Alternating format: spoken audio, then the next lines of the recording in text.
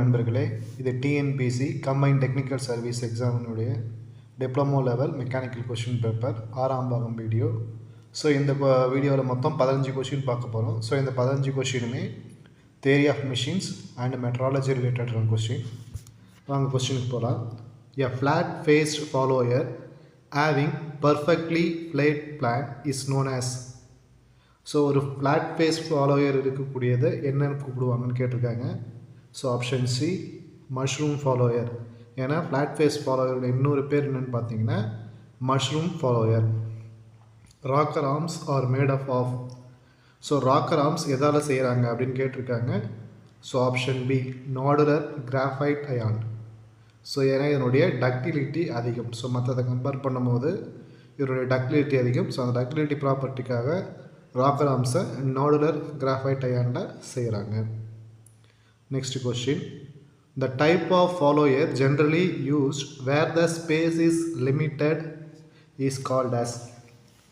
So space ரொம்ப லிமிட்டடாக இருக்கக்கூடிய இடங்களில் உபயோகப்படுத்தக்கூடிய ஃபாலோயர் பேர் என்னன்னு கேட்டிருக்காங்க. So option C mushroom follower. So அந்த ஃபாலோயர் தான் நம்ம ஸ்பேஸ் ரொம்ப குறைவாக இருக்கக்கூடிய ஆட்டோமொபைல் இன்ஜின்ஸில் உபயோகப்படுத்துகிறோம். ஸோ ரோலர் ஃபாலோயர்னால் ஹெவி ட்ரக்கு. ஸோ அதிகமான ஸ்பேஸ் இருக்கக்கூடிய ஹெவி ட்ரக்கில் ட்ரெயின் இன்ஜினில் யூஸ் பண்ணக்கூடியது ரோலர் ஃபாலோயர். ஸோ அடுத்தது, in constructing the cam profile the principle of kinematic inversion is used. That is the cam is imagine to be a stationery and the followers allow to rotate in the dash direction to the game rotation. So இது ஒரு statement கொஸ்டின்னு. So ஒரு game ப்ரொஃபைலை draw பண்ணுறதுக்கு நம்ம kinematic inversion ஃபார்முலாவை use பண்ணுறோம், மெத்தடை use பண்ணுறோம். So அந்த மெத்தட் என்ன சொல்லுதுன்னா, கேமை நம்ம ஸ்டேஷ்னரியாக இருக்குது அப்படின்னு இமேஜின் பண்ணிக்கிறோம். ஸோ ஒரு கேம் ஃபாலோயர்ன்றது இப்படி இருக்கும் ஜென்ரலாக. ஸோ கேம் ரொட்டேட் ஆகிறது மூலமாக அந்த ஃபாலோயர் அப் அண்ட் டவுன் போய் வந்து நமக்கு தேவையான வேல்வ் ஓப்பன் பண்ணி க்ளோஸ் பண்ணுறது நடக்கும்.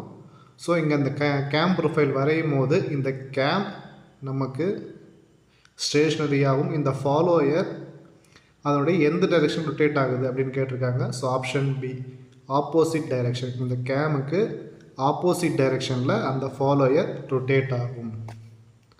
ஸோ அடுத்தது, size of a part specified in the drawing as a matter of convenience is known as. So ஒரு ட்ராயிங்கில் போட்டிருக்கிற பார்ட்டுடைய சைஸை என்னன்னு சொல்லுவாங்க அப்படின்னு கேட்டிருக்காங்க. ஸோ அதை என்ன சொல்லுவாங்க பார்த்தீங்கன்னா நாமினல் சைஸ். ஸோ நாமினல் சைஸ்ன்னு சொல்லுவாங்க, ஆர் பேசிக் சைஸ் சொல்லுவாங்க. ஸோ ஆனால் இங்கே இருக்கக்கூடிய பேசிக் சைஸ் வேறு. நம்ம இங்கே ஆப்ஷன் டி ஸ்டாண்டர்ட் சைஸ் தான் சூஸ் பண்ணணும். ஏன்னு பார்த்தீங்கன்னா ஸ்டாண்டர்டுன்ற வார்த்தை நம்ம இண்டஸ்ட்ரியில் அதிகமாக உபயோகப்படுத்தக்கூடிய வார்த்தை. ஸோ இங்கே ட்ராயிங்லாம் கேட்டிருக்காங்க. ஸோ ஒரு ட்ராயிங்கிறது வேர்ல்டு ஃபுல்லாக ஒரே மாதிரி தான் இருக்கும். ஸோ ஒரு அமெரிக்காவில் டிசைன் பண்ண ஒரு ட்ராயிங்கை கொரியாவிலையோ இல்லை ஜப்பான்லேயோ மேனுஃபேக்சர் பண்ணுறாங்கன்னா அவங்க அந்த ஸ்டாண்டர்ட் சைஸை தான் பார்ப்பாங்க. So option D is correct. So அடுத்தது, the algebraic difference between actual size and basic size.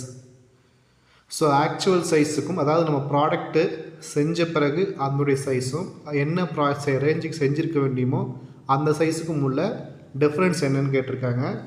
So அது என்னன்னு பார்த்தீங்கன்னா ஆக்சுவல் டீவியேஷன் சொல்லுவோம். ஸோ ஃபார் எக்ஸாம்பிள் ஒரு ப்ராடக்டுடைய சைஸு 20 mm வச்சுக்கோங்க. ஸோ அது பேசிக் சைஸ்னு எடுத்துக்கலாம்.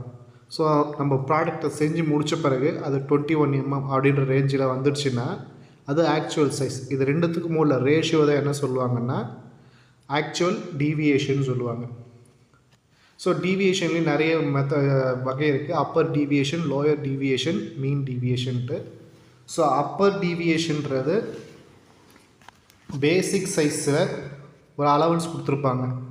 ஸோ அந்த அலவன்ஸ் ஃபார் எக்ஸாம்பிள் +1 -1 கொடுத்துருந்தாங்கன்னா +1ன்றது மேக்ஸிமம் அலவன்ஸ், -1ன்றது மினிமம் அலவன்ஸ். ஸோ இப்போ 21. ஸோ 21க்கும் ஆக்சுவல் சைஸுக்கும் இருக்கக்கூடிய டீவியேஷன் 0. ஸோ அதுதான் அப்பர் டீவியேஷன். ஸோ லோயர் டீவியேஷன்றது லோயராக எவ்வளோ வந்தது, லோயர் லிமிட் எவ்வளோ. ஸோ 20 - 1 19. ஸோ 19 - 21 உங்களுக்கு -2 வரும். ஸோ லோயர் டீவியேஷன்றது -2, அப்பர் டீவியேஷன்றது 0. ஸோ ஆக்சுவல் டீவியேஷன்றது 1. ஸோ இதில் உங்களுக்கு கான்செப்ட் புரிஞ்சிருக்குன்னு நினைக்கிறேன். புரியலனா கமெண்ட் பண்ணுங்கள், நம்ம இதை டீவியேஷன் தனியாக ஒரு வீடியோவாக கூட பண்ணலாம்.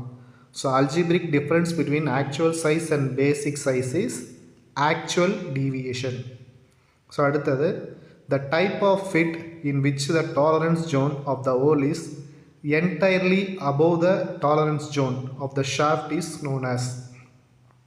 ஸோ இங்கே பார்த்தோம் இல்லைங்களா, ஸோ 20 + 1 - 1 கொடுத்துருக்காங்க இல்லையா. ஸோ இது ரெண்டும் சேர்ந்தது தான் டாலரன்ஸ் ஜோன் அப்படின்னு சொல்லுவாங்க. ஸோ 20ல் +1 - 1 ரெண்டும் சேர்ந்தது, அதாவது 21 to -19, அதாவது 19லேருந்து 21 வரைக்கும் இருக்கிறத டாலரன்ஸ் ஜோனுன்னு சொல்லுவாங்க. ஸோ அந்த டாலரன்ஸ் ஜோனு ஷாஃப்டோடைய டாலரன்ஸ் ஜோன் ஹோலோடைய டாலரன்ஸ் ஜோனை விட ரொம்ப குறைவாக இருந்தால், இப்போ இந்த கொஷின் என்ன கொடுத்துருக்காங்கன்னா ஹோலோடைய டாலரன்ஸ் ஜோன் ஷாஃப்டோட டாலரன்ஸ் ஜோன் விட அதிகமாக இருக்குது. ஸோ ஃபார் எக்ஸாம்பிள் ஹோலோடைய டாலரன்ஸ் ஜோன் எடுத்துங்க 19 to 21. ஸோ இந்த ரேஞ்சில் இருக்குது. ஸோ இதுதான் டாலரன்ஸ் ஜோன் சொல்லுவோம். ஷாஃப்டோடைய டாலரன்ஸ் ஜோன் 16 to 18 அப்படின்னு இருக்குன்னு வச்சுக்கோங்க. ஸோ அப்போ இது அதோடைய அபோவாக இருக்குது. ஸோ அப்போ அந்த ஹோலுக்குள்ளே இந்த போகிற ஷாஃப்ட்டு ரொம்ப கிளியராக போயிட்டு வரும். ஸோ எந்தவித இடபாடும் இருக்காது, டைட்டாகவும் இருக்காது, ரொம்ப ஃபிட்டாகவும் இருக்காது. ஸோ அப்போ அது ரொம்ப கிளியரன்ஸாக போயிட்டு வரும். ஸோ அதை நம்ம என்ன சொல்லுவோம்னா clearance fit. Option A is correct. So ஒரு டாலரன்ஸ் ஜோன் ஹோலுடைய டாலரன்ஸ் ஜோன் ஷாஃப்டுடைய டாலரன்ஸ் ஜோனோட ரொம்ப அதிகமாக இருந்தால் அது கிளியரன்ஸ் ஃபிட்டு, ரொம்ப குறைவாக இருந்தால் அது இன்டர்ஃபரன்ஸ் ஃபிட்டு, கிட்டத்தட்ட சேமாக இருந்தால் அது டிரான்சிஷன் ஃபிட்டுன்னு சொல்லுவாங்க. ஸோ இதுதான் 3 வகையான ஃபிட்டு. ஸோ அடுத்தது the system expressing the size as 50.5, upper limit 0.0, lower limit 0.20 is known as. So 2 வகையான சிஸ்டம் இருக்குது. யூனிலேட்ரல் சிஸ்டம், பைலேட்ரல் சிஸ்டம்னு பேசிக்காக சிஸ்டம் 2 வகையாக பிரிச்சிருப்பாங்க. ஸோ யூனிலேட்ரல்ன்றது நம்ம கொடுத்துருக்க எக்ஸாக்ட் டைமென்ஷனுக்கு ஒரு பக்கம் மட்டும்தான் டைமென்ஷன் இன்க்ரீஸ் ஆகும் அல்லது டிக்ரீஸ் ஆகும், இன்னொரு பக்கம் அது டிக்ரீஸோ இன்க்ரீஸோ ஆகாது. அதுதான் யூனிலேட்ரல் சிஸ்டம் சொல்லுவாங்க. ஸோ அதாவது இப்போ ஒரு வேல்யூ இருக்குன்னா பாசிட்டிவ் நெகட்டிவ் 2 பக்கமும் வேல்யூ இருந்தால் அது பைலேட்ரல். அதாவது இப்போ 50 இருக்குது, 50க்கு அபோவும் 1, 50க்கு -1 இருந்ததுன்னா அது பைலேட்ரல். ஸோ எங்கள் கொஷினில் உங்களுக்கு அபோவில் 0 0 கொடுத்துருக்காங்க. ஸோ வேல்யூ இல்லை. ஸோ ஒரு பக்கம் மட்டும்தான் வேல்யூ இருக்குது. ஸோ அப்போ இது unilateral system. So option C is correct. Unilateral சிஸ்டம்ன்றது கொடுத்துருக்க பேசிக் சைஸுக்கு ஒரு பக்கம் மட்டும்தான் வேல்யூ இன்க்ரீஸ் ஆகும் அல்லது டிக்ரீஸ் ஆகும். பைலேட்ரல் சிஸ்டம்ன்றது கொடுத்துருக்க பேசிக் வேல்யூக்கு 2 பக்கமும் இன்க்ரீஸ் ஆகலாம் அல்லது 2 பக்கமும் டிக்ரீஸ் ஆகலாம். So next, in the turning manufacturing process what level of IT grade of tolerance can be produced. So இந்த IT கிரேடுன்றது ஒவ்வொரு ஆப்ரேஷனுக்கும் தனித்தனியாக கொடுத்துருப்பாங்க. ஸோ இந்த டர்னிங் அப்படின்ற ஆப்ரேஷன் கொடுத்துருக்காங்க. ஸோ டர்னிங்கிற ஆப்ரேஷனுக்கு IT grade 5 to 7. So 5 to 7 தான் டர்னிங் ப்ராசஸுக்கு சூட்டபுளான IT கிரேட். ஸோ இங்கே அதுக்கு ரொம்ப ஈக்குவலாக வர்றதுன்னு பார்த்தீங்கன்னா ஆப்ஷன் ஏ 5 to 11 தான் உங்களுக்கு ஈக்குவல் ஆகும். So option A is correct. So அடுத்தது ball bearings are designated by. So ball பேரிங்கை எதால் குறிப்பிடுவாங்க அப்படின்னு கேட்டிருக்காங்க. ஸோ பால் பேரிங் ஜென்ரலாக நம்பர்ஸால் சொல்லுவாங்க. 305, 302, 40. ஸோ அது மாதிரி 100லேருந்து 400க்குள்ளே அந்த நம்பரை குறிச்சிருப்பாங்க. ஸோ அந்த 100, 200, 300, 400ன்றது பாலுடைய மீடியம் ஹெவி லோடை பொறுத்து மாறும். ஸோ ஹெவி லோடுக்கு ஒரு வேல்யூ, மீடியம் லோடுக்கு லைட் லோடுக்குன்ற வேல்யூ சொல்கிறதா 1, 2, 3, 4, 100, 200, 300, 400. ஸோ அதுக்கப்புறம் 2 டிஜிட்டோ இல்லைன்னா நம்மளுக்கு ஸ்பெஷல் கேரக்டர் கொடுத்துருந்தாங்கன்னா அது அதனுடைய போருடைய சைஸை குறிக்கக்கூடியது. ஸோ 0.5ன்றது போரோட சைஸ், 0.2ன்றது போருடைய size. So option C is correct. Ball bearings are generally designated by numbers, but that number is first digit only. Last 2 digits are identify the bore size of the ball bearing. So next question, the clearance ratio of bearing is defined by where C equal to diametral clearance, D equal to diameter of journal அப்படின்னு கொடுத்துருக்காங்க. So இங்கே என்ன பார்த்தீங்கன்னா ஆப்ஷனில் நான் கொடுத்துருக்க 4மே இங்கே இந்த கிளியரன்ஸ் ரேஷியோ அப்படின்ற கொஸ்டினுக்கு ரிலேட்டட் கிடையாது. ஸோ கிளியரன்ஸ் ரேஷியோ வேறு, இங்கே கொடுத்துருக்க எல்லா ஆன்சருமே எதுக்கு ரிலேட்டட் பார்த்தீங்கன்னா டயாமெட்ரல் கிளியரன்ஸுக்கு தான் இது ரிலேட்டட். ஸோ டயாமீட்டர் கிளியரன்ஸ் வச்சு பார்த்தீங்கன்னா option B C minus D தான் கரெக்டு. ஸோ இங்கே கிளியரன்ஸ் ரேஷியோ கேட்டிருக்காங்கன்னா கிளியரன்ஸ் ரேஷியோட exact formula C minus D divided by D. இதுதான் clearance ratio of bearing. So next in sliding contact bearing it load act as perpendicular to the axis of shaft, it is called. So ஒரு sliding contact பேரிங்கில் so அதனுடைய load பர்பண்டிகுலராக அந்த ஆக்சிஸுக்கு பர்பண்டிகுலராக act ஆச்சுன்னா அதுக்கு என்ன வகையான bearing அப்படின்னு கேட்டிருக்காங்க. ஸோ ஆக்சுவலாக அது பேரிங் பேர் ரேடியல் பேரிங். ஸோ இந்த ரேடியல் பேரிங்கிறது இந்த ஆப்ஷனில் இல்லை. ஸோ 2 வகையான பேரிங் தான் இருக்குது. லோடை டிபெண்ட் பண்ணி பார்த்தீங்கன்னா 2 வகையான பேரிங் தான், radial bearing, thrust bearing. So இங்கே ஆப்ஷனில் உங்களுக்கு ரேடியல் பேரிங்கிறது கிடையாது.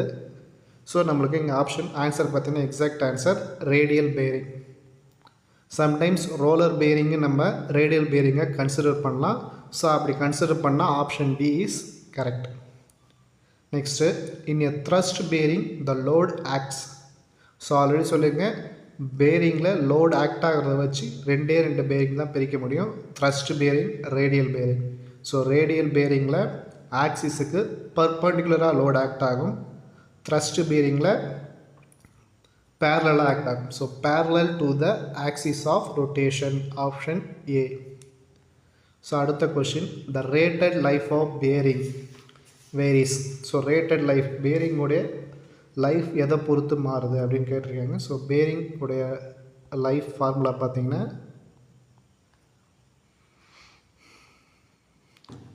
L10 equal to C divided by W.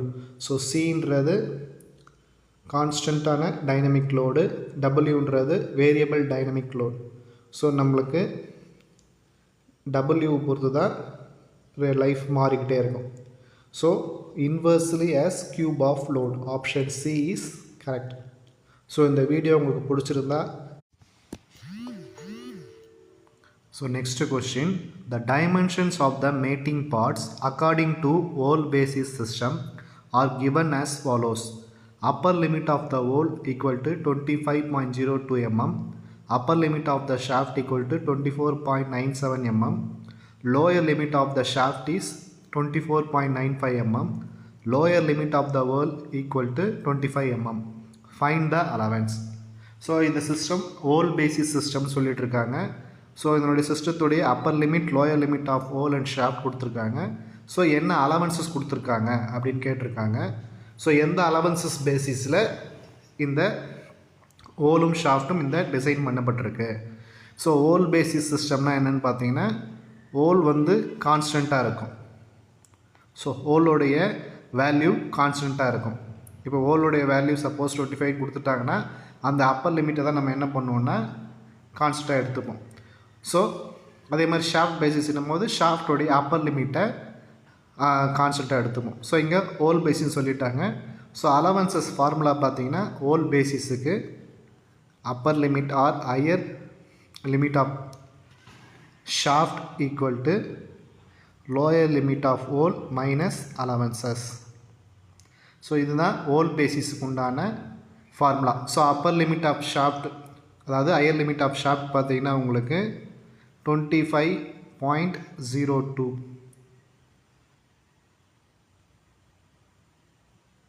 Sorry upper limit of the shaft வந்து 24.97, லோயர் லிமிட் ஆஃப் ஹோல் வந்து 25 mm.